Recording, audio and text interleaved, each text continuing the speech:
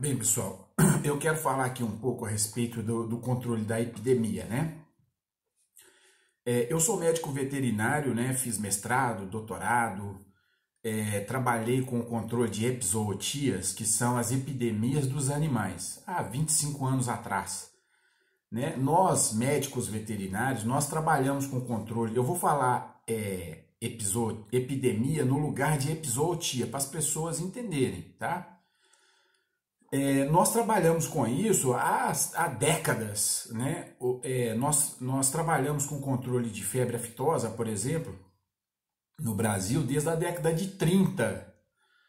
Né? Nós temos um sistema montado no Brasil de controle de epidemia desde a década de 60. Né? Nós temos uma organização mundial de controle, organização internacional de epizootias, né? A OIE, que controla essas epidemias nos animais há décadas.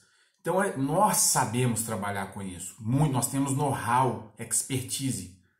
A medicina, de um modo geral, 99,9% dos médicos não sabem bulhufas sobre isso, nada. Por quê? Por um motivo muito simples. Porque para a medicina o que interessa é ter gente doente, né? O mercado médico ele é movimentado pela doença. Ao passo que nós, da medicina veterinária, que trabalhamos com zootecnia, com produção animal, para nós a doença ela é o fim da atividade, né? Ela determina um prejuízo muito grande. Então a preocupação com isso para nós é muito grande, né? Porque disso depende a atividade. Então imagina, o Brasil é o maior produtor de carne do mundo, né? Nós temos o maior rebanho comercial do mundo de bovinos, né? Exportamos muito também carne de suínos, produzimos muito também aves. E quando a gente trabalha com rebanhos, se a doença entra, o estrago ele é total, né? Não tem como se recuperar depois, principalmente quando é animal confinado, né? Então o que acontece? Eu vou falar um pouquinho assim bem sucintamente para não ficar grande o vídeo, como que se trabalha com o controle de epidemia para os médicos aprenderem um pouquinho. Eu gostaria que vocês compartilhassem isso depois para os médicos, amigos seus, para eles aprenderem um pouquinho como que se faz, tá? Eu trabalhei com isso há 25 anos atrás, não trabalho mais com isso, mas eu estudo constantemente, acompanho, tenho estudado muito o que tem acontecido e vejo cada barbaridade que eles falam na mídia.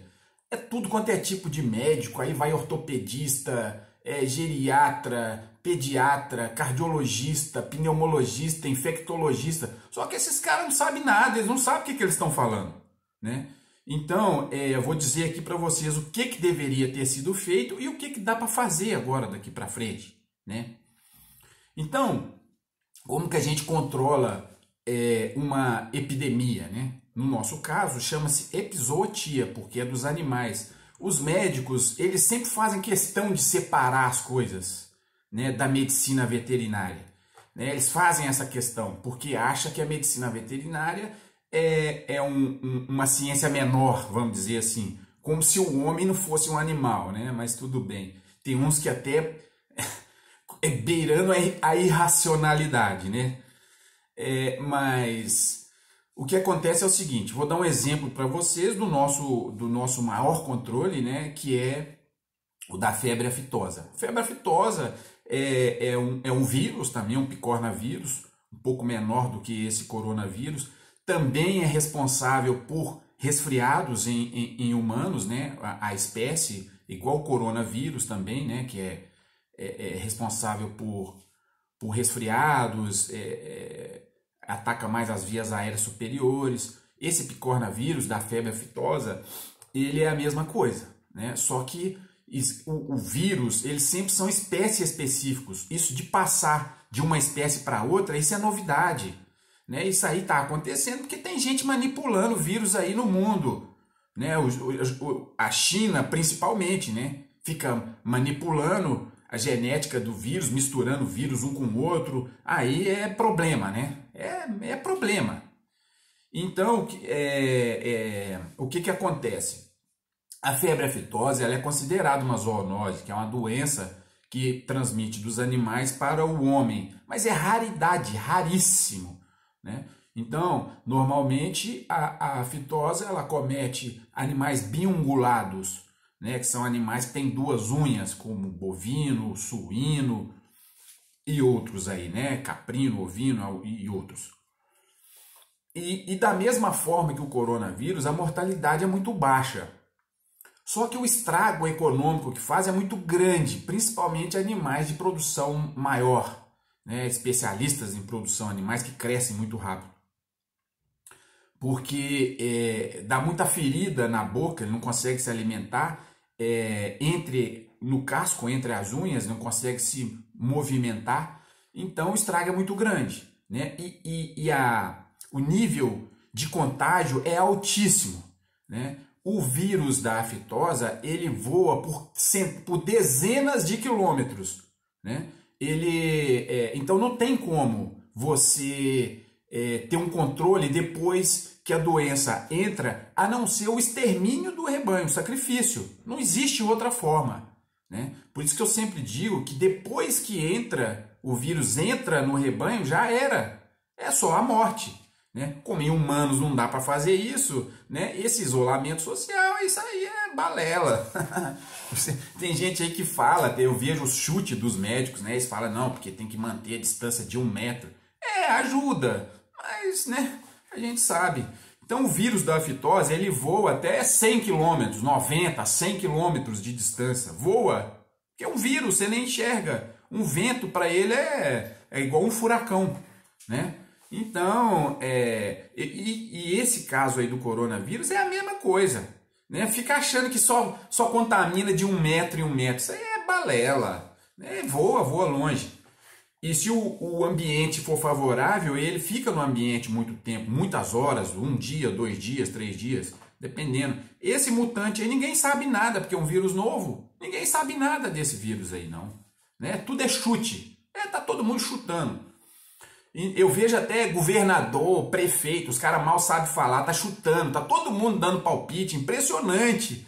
É como que brasileiro tem essa capacidade de emitir opinião sem saber nada. É incrível. Mas então, só dando uma geral rápida, febre aftosa é o seguinte, você tem que ter o país livre, com vacinação ou sem vacinação, mas não pode ter nenhum caso. Né? Nenhum caso clínico sequer não pode haver. Porque se tiver, é obrigatória a notificação em no máximo 48 horas. Né? Que o que a OMS fez lá, toda a cagada da OMS foi isso. Além deles não comunicarem, eles esconderam.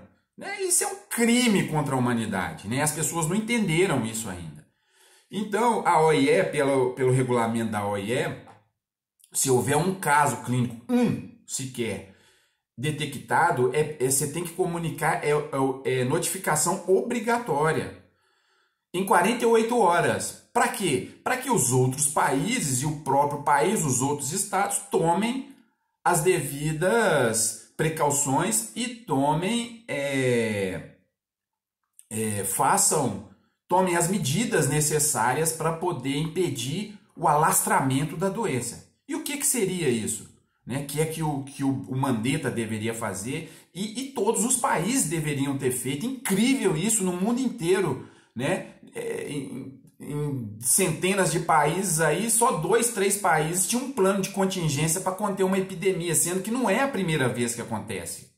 Né? Incrível isso, e essa pedra está cantada aí há muito tempo. Isso é que deixa a gente pensar, né? Eu fico até grilado com isso, mas tudo bem.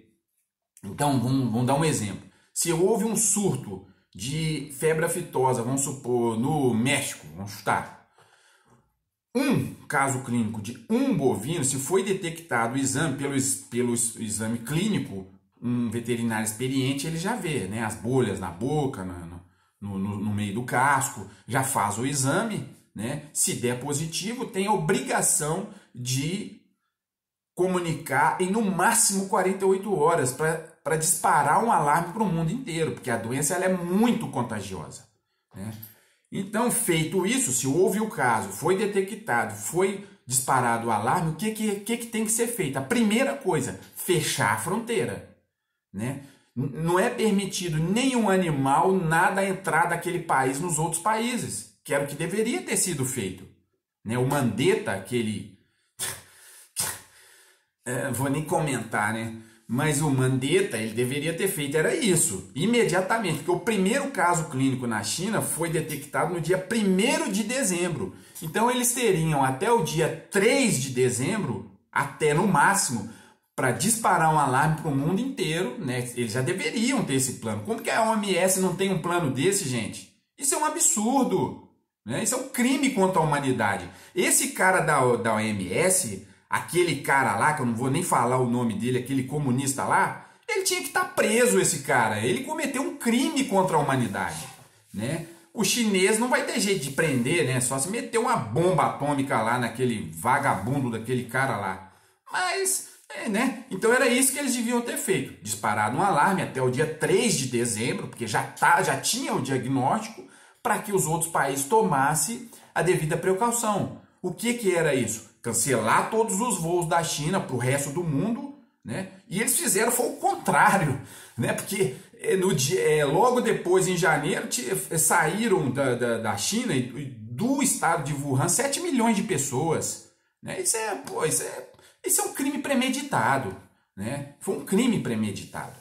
Então, era isso que deveria ter sido feito. Por quê? Porque a gente já tinha área livre, né? A gente já tinha livre sem vacinação, correto? Então, no dia 3 de dezembro, quando disparasse o alarme, todos os voos da China para o Brasil deveriam ser cancelados imediatamente. Você não pode ter trânsito entre os países. Essa é a primeira coisa que tem que acontecer, né? Isso a gente já faz isso há décadas em medicina veterinária. Só que a medicina ela não está preocupada com isso, né? Para quê? É incrível isso. Né? Os governos, pelo menos, se o mercado médico não se importa com isso, os governos deveriam se preocupar. Vamos ver daqui para frente, né? Não é possível, porque não é a primeira, nem a segunda, nem a terceira vez que isso acontece. Só que agora o vírus que eles inventaram lá, ele é muito mais contagioso, então a coisa se alastrou com mais intensidade, né? Mas então é isso, se você tem a área livre, você tem que manter ela livre, né? Porque como que você mantém uma área livre? Com vacinação ou sem vacinação. Mas como já aconteceu a merda toda, a doença já entrou, já contaminou todo mundo, agora não tem o que fazer. Em medicina veterinária, o que a gente faria? O sacrifício dos animais. Onde você detecta um foco, você sacrifica os animais num raio muito grande, né? Então o sacrifício de animais ele é grande, né? Agora do jeito que já está, só que humanos não dá para fazer isso, né? Então nós temos que tratar. O medicamento tem aí à vontade, a rodo. Tem a hidroxicloroquina, tem um monte de coisa aí, né? Mas a gente sabe que tem muita coisa por trás disso, né? Não é só, ninguém está preocupado, esses governadores, prefeitos, eles não estão preocupados com isso. O objetivo deles é outro, porque o objetivo inicial lá na China era outro, era contaminar mesmo. Esse era o objetivo. Mas eu estou falando para os médicos, para vocês aprenderem como que faz, o que tem que ser feito agora. Porque depois que entrou, esse isolamento social, isso aí é balela, isso não existe. Não tem nada comprovado cientificamente que isso funciona. Muito pelo contrário, todos os dados científicos que eu vejo até hoje mostram que não interfere em nada esse isolamento social. A única coisa que faz é destruir a economia, né? Porque o entendimento que nós temos de contágio viral é você esconder dentro de casa, esconde-esconde, tá brincando de esconde-esconde com vírus? Isso não existe, né? Eu já falei isso aqui outras vezes. Se você coloca todo mundo junto num prédio, você acha que o vírus ele não passa de uma janela de um prédio para outra janela? Você acha que ele não fica no elevador? Né? Você acha que ele não fica no corredor? É igual você fazer um confinamento bovino, quando você vai confinar os animais, eles estão a pasto, todo mundo solto lá. O índice de doenças é 1. Quando você pega que você vai confinar, aí o índice de doença ele multiplica vezes 10, vezes 20, vezes 30, vezes 100. Porque porque você concentra todo mundo num lugar só. Quando vai fazer um confinamento animal, você tem que ter uma série de cuidados antes de confinar, né?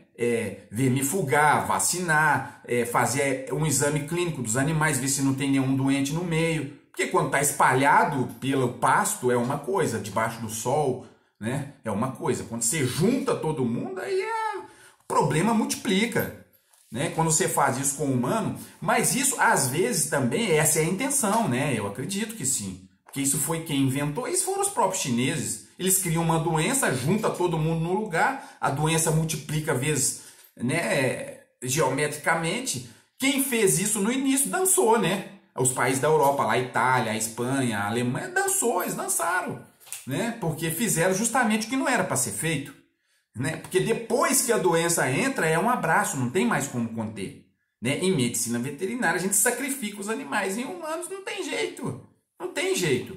Esse distanciamento social, ele ajuda, mas ele não diminui. É isso que tem que, né? É uma coisa muito individual, né? Tanto que todos os trabalhos que foram feitos até então, tanto de restrição de movimentação quanto de liberação, ela não interferiu em nada no número de contaminados e no número de mortos.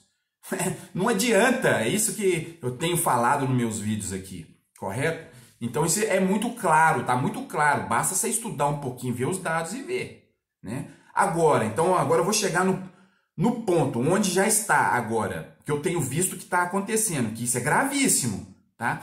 O outro modo de você controlar a epidemia é o controle de trânsito dos animais, que não está acontecendo. Tem voo acontecendo para tudo quanto é lado aí, país muito contaminado, chegando gente para o país menos contaminado. Estado muito contaminado indo para gente de estado muito contaminado para estado pouco contaminado. Isso aí vai contaminar tudo de novo. A restrição do trânsito é uma maneira de conter a epidemia. Isso é provado cientificamente. Isso a gente sabe, nós, médicos veterinários, nós sabemos disso. Os médicos, eles não sabem, eu tenho certeza que eles não sabem, porque senão eles já teriam tomado uma providência. Né? Esse médico que está à frente lá do ministério, me desculpe, é um cara bem intencionado, mas um cara que tem a visão da área dele, de oncologia. Ele não entende nada de epidemiologia, de controle de epidemias. Né? Então isso já deveria estar sendo feito, e não está. Né? A gente tem visto aí gente mandando doente de um estado para o outro, um estado mais contaminado para o menos contaminado. É claro que você vai contaminar o estado menos contaminado, que foi o que aconteceu na Europa. Os chineses contaminados foram para a Europa, contaminou tudo lá. Por que tem lugar que contaminou mais gente do que outros? Porque foi mais gente contaminada para lá. É simples. A carga viral, ela tem tudo a ver tanto com a contaminação da população quanto para o indivíduo, para o outro indivíduo. Se você beija na boca de uma pessoa contaminada, você chupa os fluidos dela, a contaminação sua vai ser altíssima. Provavelmente você vai morrer. Agora, se for a pessoa conversando e cuspir um cuspi na sua boca, a contaminação vai ser alta, mas vai ser bem menor do que se você chupar a boca do outro. Se for pelo ar, uma tosse, o vírus que sai pelo ar, a contaminação vai ser menor. Quanto menos a contaminação é menor, quanto menor ela for, menos você vai sofrer os sintomas. Menos vai ser, a intensidade da doença vai ser menor, porque o seu sistema imune ele vai poder combater de uma melhor forma. Se o exército que está entrando ele é muito grande, aí o seu sistema imune ele vai ter problema. Se ele já for baleado, se for uma pessoa que já é doente, um sistema imune já sobrecarregado, aí vai pro saco. Né?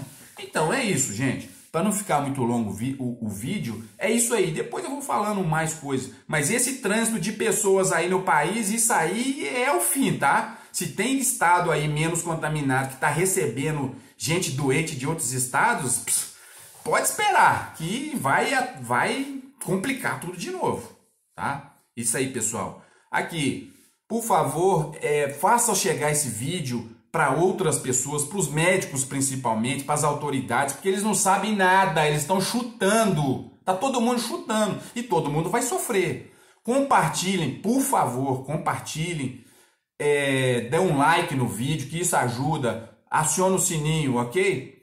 Obrigado, gente. Até logo.